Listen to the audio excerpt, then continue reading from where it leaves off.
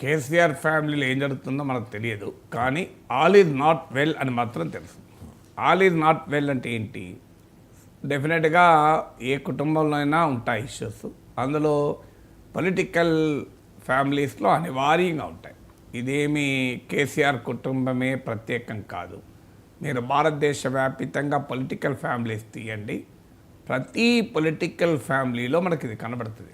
మీరు గమనించండి, ఆంధ్రప్రదేశ్, నేను ఆల్ఫాబెటికల్ ఆర్డర్లో చెప్తాను స్టేట్స్, మళ్ళీ ఆంధ్రప్రదేశ్ ఎందుకు మొదలు పెట్టారని రోడ్ కింద కామెంట్ చేస్తాడు. ఆల్ఫాబెటికల్ ఆర్డర్లో ఆంధ్రప్రదేశ్ ఫస్ట్ వస్తుంది కదా స్టేట్స్లో. ఆంధ్రప్రదేశ్లో మనం చూసాం ఎన్టీఆర్ కుటుంబం, చంద్రబాబు నాయుడు దగ్గుపాటి కుటుంబాల మధ్య మొదటి దశలో, చంద్రబాబు నాయుడు హరికృష్ణ మధ్య విభేదాలు రెండవ దశలో, ఇప్పటికీ లోకేష్ జూనియర్ ఎన్టీఆర్ అంటూ చర్చలు. కానీ ఎవరు ప్రివేల్ అయ్యారన్న తర్వాత సంగతి. ఫ్యామిలీ అయితే ఈ డిస్కషన్స్ అన్నీ నడిచాయి కదా. తర్వాత మీకు బీహార్లో లాలూ ప్రసాద్ యాదవ్ తేజస్వి యాదవ్ను తన వారసుగా ప్రకటించాక కూడా ఇప్పటికీ ఆయన పెద్ద కుమారుడు తేజ్ ప్రతాప్ యాదవ్ అనుకుంటాను, సబ్జెక్ట్ పేరు గుర్తులేదు. సో ఆయన ఇప్పటికీ కూడా అసంతృప్తితో ఉంటుంటాడు, అప్పుడప్పుడు మాట్లాడుతుంటాడు. కానీ తేజస్వి యాదవ్ ఎస్టాబ్లిష్ అయిపోయాడు. తర్వాత మీకు హర్యానా దేవిలాల్ పెద్ద లీడర్, ఆయన ముని మనవడు ఇప్పుడు దుష్యంత్ చౌతాలా. సో ఓం ప్రకాష్ చౌతాలా, దుష్యంత్ చౌతాలా వీళ్ళ మధ్య ఘర్షణలు, ఐఎన్ఎల్డి, జననాయక జనతా పార్టీ రెండు పార్టీలు కూడా ఉన్నాయి. హర్యానా మీకు Maharashtra Uddhav Thackeray, Raj Thackeray, Balasaheb Thackeray grand Sons cousins, వాళ్ళ మధ్య వివాదం. ఆఖరికి శివసేన ఉద్ధవ్ థాక్రే నాయకుడైతే రాజ్ థాక్రే వెళ్ళి మహారాష్ట్ర నవనిర్మాణ సమితి అని పార్టీ పెట్టి ఇప్పుడు మళ్ళీ కలుస్తారు అని అంటున్నారు. మీకు అలాగే తమిళనాడు స్టాలిన్ అలగిరి, స్టాలిన్ కనమోజీ మధ్య లేదు కానీ స్టాలిన్ అలగిరిల మధ్య వివాదం చూసాం మనం. అలాగే మీకు ఆంధ్రప్రదేశ్లోనే వైఎస్ జగన్మోహన్ రెడ్డి, వైఎస్ షర్మిలాల మధ్య వివాదం చూస్తున్నాం.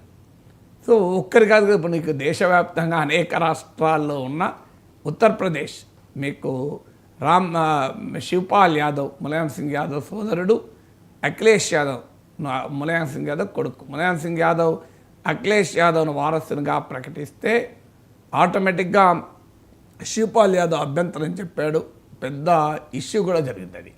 సో ఆ ఇష్యూ జరిగింది మీకు. అలాగే బీహార్లో రామ్విలాస్ పాస్వాన్ కుటుంబం, చిరాగ్ పాస్వాన్ రామ్విలాస్ పాస్వాన్ కొడుకు, ఆయన బాబాయ్ అంటే రామ్విలాస్ పాస్వాన్ సోదరుడు మధ్య వివాదం.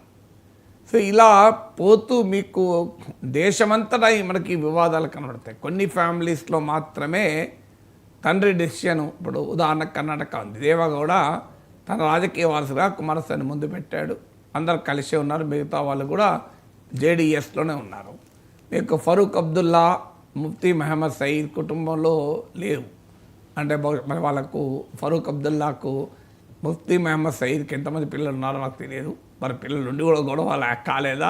కొన్నిసార్లు కాకపోవచ్చు, కొంతమంది రాజకీయాలంటే ఆసక్తి ఉండకపోవచ్చు. ఆ మేడకైతే ఇందిరాగాంధీ కుటుంబం, ఇలా రాహుల్ గాంధీ, వరుణ్ ఫిరోజ్ గాంధీ వేరు లేరు, వేరు పార్టీలు ఉన్నారు. తోటికోడళ్ళు సోనియా గాంధీ, మనేకా గాంధీ వేరు పార్టీలు ఉన్నారు కదా. సోనియా గాంధీ కాంగ్రెస్లో, మనేకా గాంధీ బీజేపీలో, రాహుల్ గాంధీ కాంగ్రెస్లో, వరుణ్ ఫిరోజ్ గాంధీ బీజేపీలో. ఇప్పుడు ఉన్నాడో లేడో తెలియదు, ఆయనకి ఏదో మధ్యలో ఇష్యూస్ వచ్చాయి. సో ఇలా పొలిటికల్ ఫ్యామిలీస్ అన్నిట్లో కూడా వారసత్వ ఘర్షణలు ఉంటాయి. ఇందులో ఏదో ఒక వారసుడు ప్రివేల్ అవుతారు. కొన్ని సందర్భాల్లో నాయకుడు ముందుగానే తాను అధికారంలో ఉండగా వారసత్వాన్ని కనుక ఫైనల్ చేస్తే ఆ పార్టీ కాస్త స్టేబుల్గా ఉంటుంది. ఇప్పుడు బీహార్లో లాలూ ప్రసాద్ యాదవ్ పనిచేశాడు, మీకు తమిళనాడులో స్టాలిన్ చేశాడు, మీకు కొన్నిసార్లు ప్రజల తీర్పులతో ఫైనల్ అవుతాయి. ఆంధ్రప్రదేశ్లో మీకు చంద్రబాబు నాయుడు ప్రజలు తీర్పిచ్చారు, మిగతా వాళ్ళు ఎవరు హరికృష్ణనో లేకుంటే దగ్గుపాటో వీళ్ళెవరు వారసులు కాదు అని చంద్రబాబు నాయుడు వారసుని తేల్చేశారు ప్రజలు. జగన్మోహన్ రెడ్డి వారసులని ఆంధ్రప్రదేశ్లో తేల్చేశారు, షర్మిలాకి ఏమీ లేదు కదా. సో ఇలా మీకు కొన్ని చోట్ల ప్రజలే తెలుస్తారు. ఉత్తరప్రదేశ్లో అఖిలేష్ యాదవ్ ప్రివేల్ అయిపోయాడు, ఇక శివపాల్ యాదవ్ పక్కకు పోయాడు. ఒక్కోసారి పిల్లలు లేకపోతే, కుటుంబాలు లేకపోతే, వారసత్వం ప్రకటించకపోతే గొడవలు కూడా జరుగుతాయి. మీకు తమిళనాడు ఎగ్జాంపుల్, జయలలిత తన వారసునిగా ఎవరిని ప్రకటించలేదు. మీకు OPS, EPS Bharatiya Janata party దర్శకత్వంలో ఓపీఎస్ ఈపీఎస్ల మధ్య గొడవ, శశికళ, దినకరన్, ఓపీఎస్ ఈపీఎస్ దినకరన్, ఈ 3 స్తంభాల ఆట మనం మీకు తమిళనాడులో చూసాం. జయలలిత వారసత్వాన్ని ప్రకటించకపోవడం వల్ల వచ్చినటువంటి సమస్య. ప్రకటించిన చోట ఈ సమస్య రాదు. మీకు ఒరిస్సాలో చూసాం, నవీన్ పట్నాయక్ పెళ్ళే కాలేదు కనుక ఆయన వారసుడిగా ఒక ఐఏఎస్ అధికారి ప్రకటిస్తే భారతీయ జనతా పార్టీ పెద్ద ఇష్యూ చేస్తే నాకరికి రాజకీయాల నుంచే విరమించుకున్నాడు ఓటమి తర్వాత. సో ఇలా మీకు మమతా బెనర్జీ పెళ్లి కాలేదు కనుక తన మేనల్లుడైన అభిషేక్ బెనర్జీని ప్రకటించారు. మీరు బహుజన్ సమాజ్ పార్టీలో చూస్తున్నాం కదా, మాయావతికి మేనల్లుడికి ఆ మేనల్లుడికి పిల్లనిచ్చిన మామను ఈ మధ్య మాయావతి పార్టీ నుంచి తాపుకోసారి తీసేయడము, మళ్ళీ తీసుకున్న ఆకాశానంద్ అనుకుంటా. సో ఇలా వారసులు ఉన్న చోట గొడవలు, వారసులు లేకపోతే వాళ్ళు ఎవరిని నియమిస్తే, వారసులు అంటే డైరెక్ట్గా సంతానం కాకపోతే, సో ఇన్ని రకాల పంచాయతీలు దేశమంతటా ఇన్ని పొలిటికల్ ఫ్యామిలీస్ ఉదాహరణలు చెప్పాను, నాకు గుర్తున్నాయని చెప్పాను.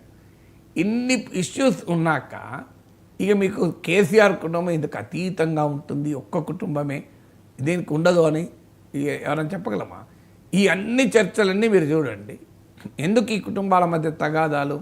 సో ఒకటి సహజంగానే రాజకీయ ఆకాంక్షల తగాదాలు, దాంతోపాటు ఆస్తి తగాదాలు కూడా చాలా చోట్ల ఉన్నాయి. మీకు జగన్ షర్మిల మధ్య ఆస్తి తగాదే ముందుకుంటుంది.